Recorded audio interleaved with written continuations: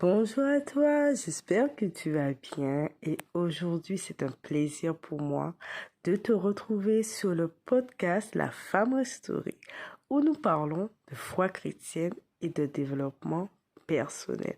Et aujourd'hui nous allons aborder comme thème savoir se prioriser et penser à son bien-être mental et psychologique. Et en cette nouvelle année, tu dois repartir sur de bonnes bases, c'est-à-dire penser à ton bien-être mental, à ton bien-être physique, car il n'y a personne mieux que toi et Dieu qui puisse savoir ce qui est bon pour toi. Donc là, il est temps de faire un check-up, de faire un bilan de ton entourage. Ce n'est pas de l'égoïsme, mais il est important d'examiner autour de nous. Qu'est-ce qui nous apporte du bien? Qu'est-ce qui nous permet d'être épanoui? Bien dans son esprit, bien dans son âme.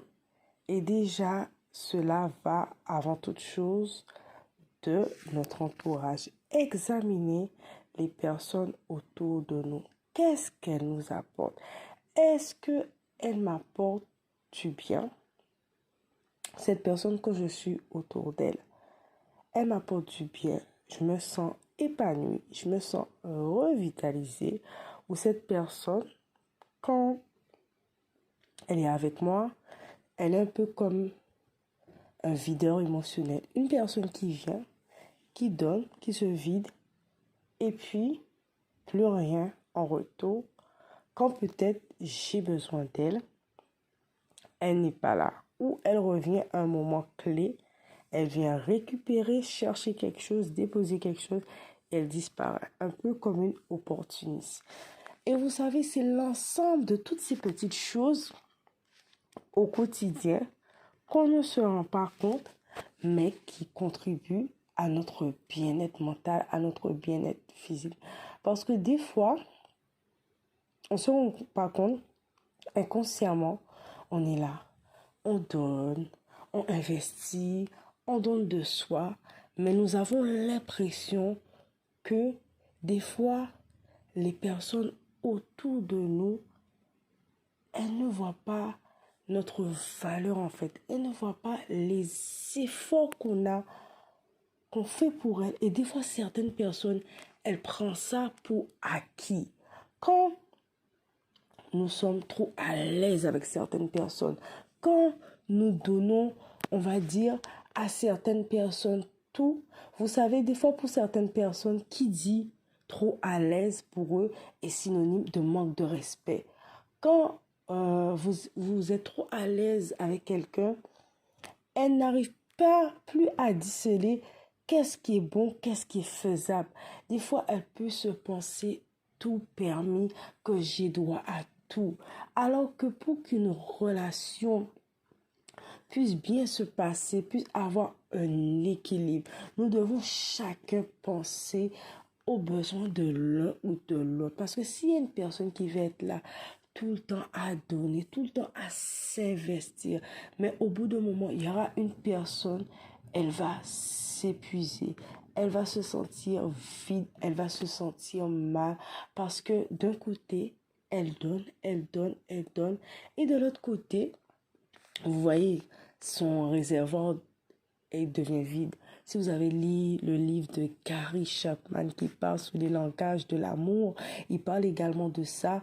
C'est qu'une personne, quand son réservoir d'amour, il est vide, elle n'a plus rien à donner. Mais quand nous remplissons son réservoir, nous cherchons à lui faire du bien, à lui apporter des choses qui lui font du bien au quotidien, mais on est humain. Donc, ça donne encore envie à la personne de s'investir, de donner d'elle-même. Et c'est ça, une relation. Une relation, ça ne va pas dans un seul sens. Chacun doit s'investir là.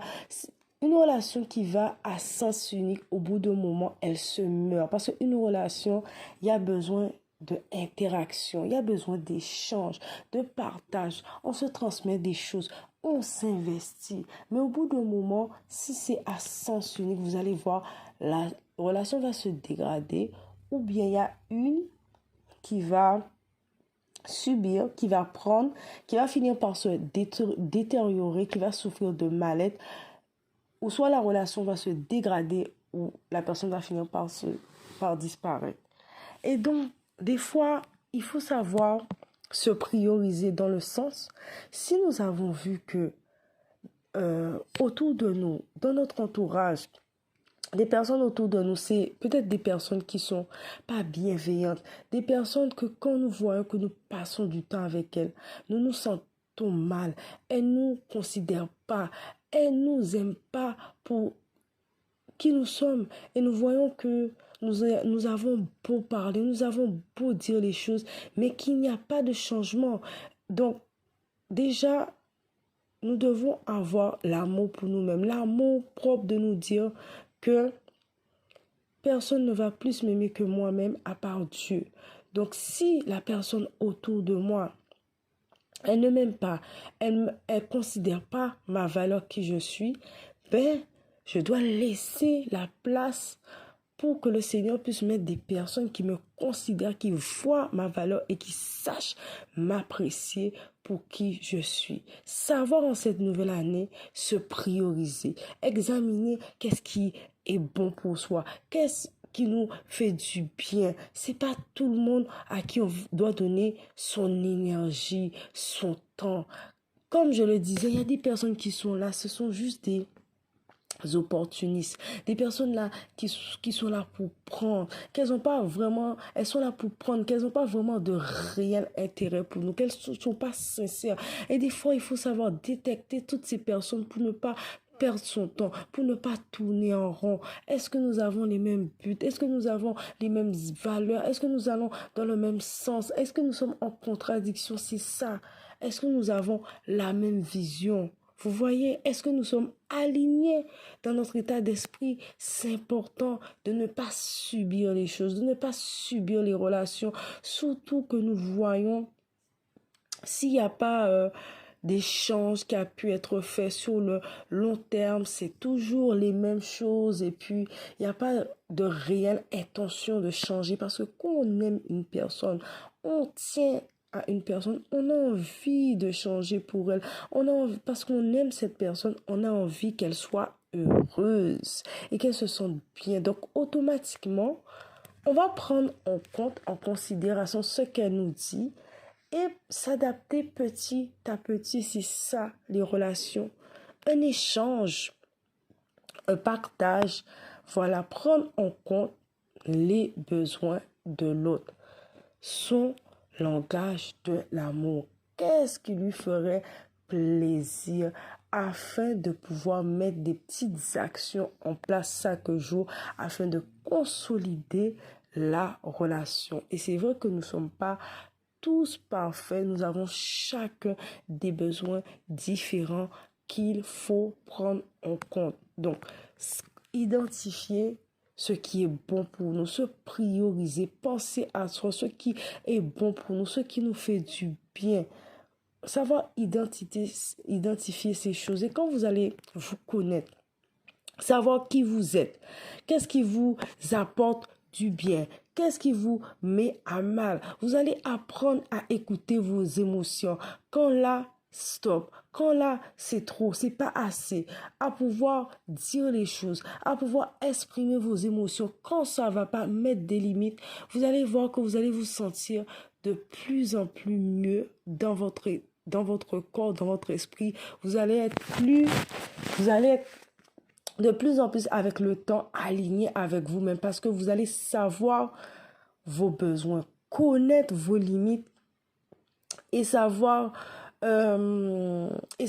mettre des freins sur certaines choses qui ne va pas réajuster réajuster les choses parce que vous connaissez, vous savez qui vous êtes, vous connaissez vos besoins, vous savez que non, là, voilà, ça, à ce moment-là, ça ne passe pas. Telle ou telle chose, ça me fait pas du bien. Je dois arrêter ça. Je dois pas faire telle chose. Je dois écouter mes émotions. Quand je vais pas bien, quand je suis submergée, j'ai peut-être besoin de plus de temps de sommeil. J'ai peut-être besoin de lâcher prise. Ou bien à ce moment, j'ai peut-être besoin de respirer, de prendre du temps pour moi, de m'isoler de certaines choses pour réfléchir. Et plus vous allez connaître vos besoins émotionnels, vous allez faire attention à certaines choses et vous allez aller de mieux en mieux. Et vous allez plus accepter n'importe quoi, n'importe qui, les gens qui rentrent, qui fait du va-et-vient dans votre vie,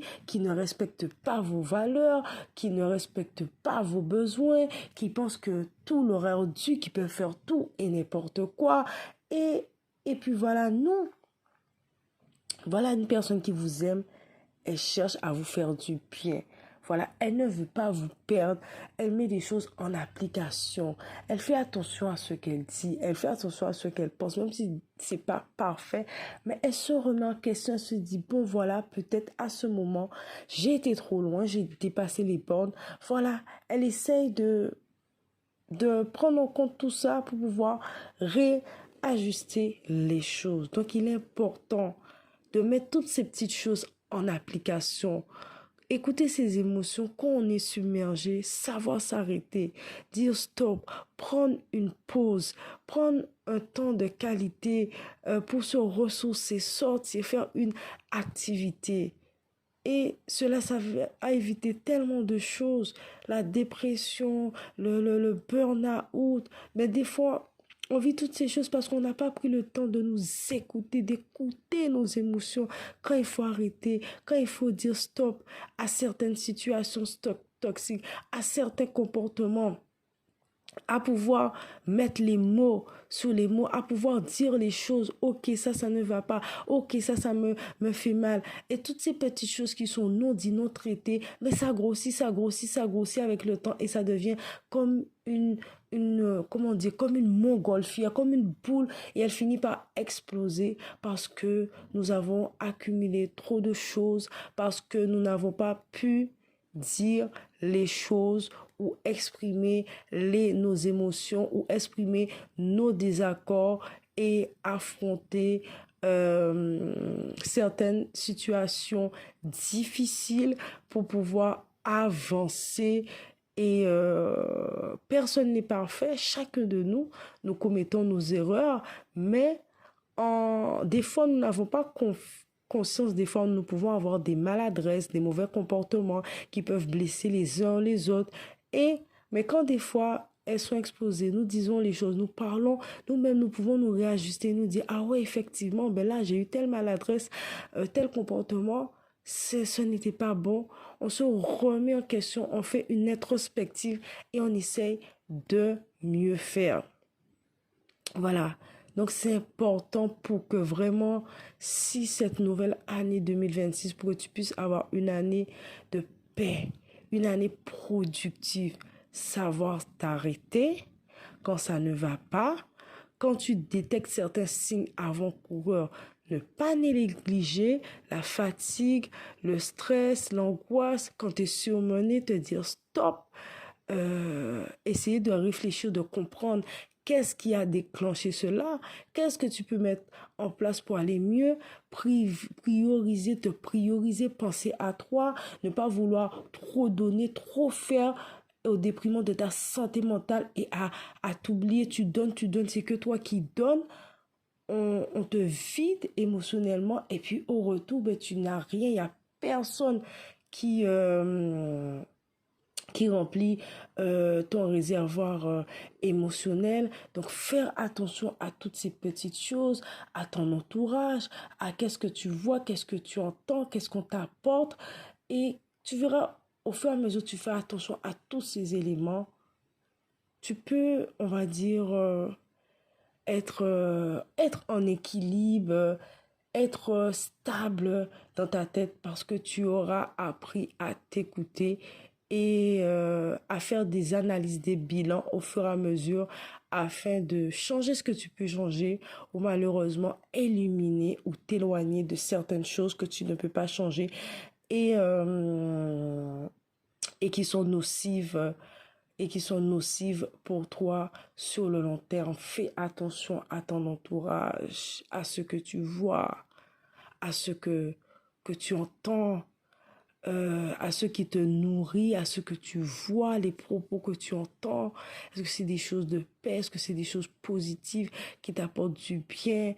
Des personnes avec qui tu échanges, tu rigoles, des moments de qualité, de personnes de confiance, des personnes avec qui tu te sens aimé, que tu te sens désiré et pas des personnes, tu as l'impression que tu es juste là comme un pion ou un décor, tu es juste là pour être là pour nous en roue de secours. Non, ne pas être la seule à donner, ne pas être la seule à t'investir, à faire des efforts et à contrario, tu te donnes des fois, on se donne, on se donne, on se donne pour pouvoir faire plaisir, pour pouvoir être apprécié, par peur d'être abandonné, par peur d'être seul. Mais des fois, quand on donne trop par peur d'être abandonné, par peur d'être seul, ben on devient en fait un peu une mendiante d'amour. Et les gens, ils voient ça et se disent, oui, elle fait des choses, mais parce qu'elle a peur de se faire abandonner, parce qu'elle a peur. Et quand des fois, on a tendance à trop vouloir faire, trop donner pour se faire aimer, ben, à contrario, ben, on se fait dérespecter parce qu'on donne trop, on veut en faire trop, on aide trop. Et ça ne laisse pas la place aux gens de faire leurs preuves et de pouvoir s'investir aussi parce qu'on est tout le temps là à donner, donner, donner.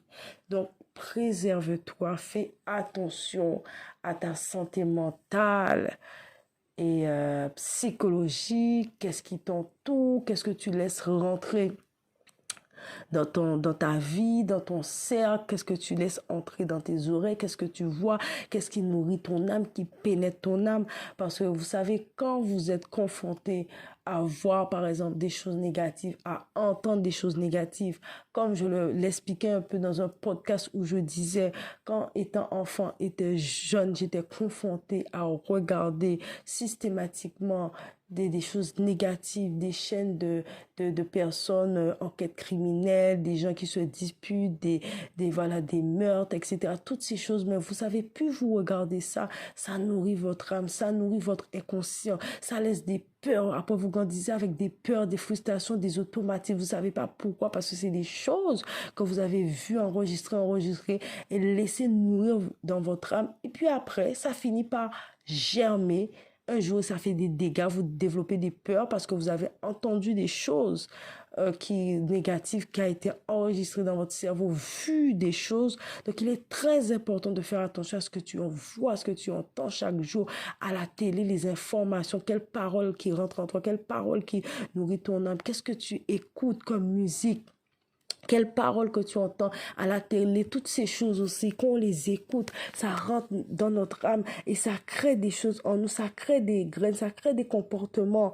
Donc c'est ça, à travers la musique, à travers les infos, on peut se faire envoûter en entendant tellement de choses et tout, de musique, des choses sataniques qui peuvent rentrer dans notre âme, affecter notre âme. C'est des choses que j'ai vécues, que le Seigneur m'a révélé après le temps, quand j'écoutais telle ou telle chose aux infos, quand j'écoutais tel ou tel artiste, ça faisait rentrer des peurs, des frustrations, des tristesses, des dépressions. Voilà, c'est ça. Pour les gens puissent prospérer, avoir de l'argent, faire du business, mais vous imaginez pas comment le monde est spirituel. Les gens sont capables de faire n'importe quoi.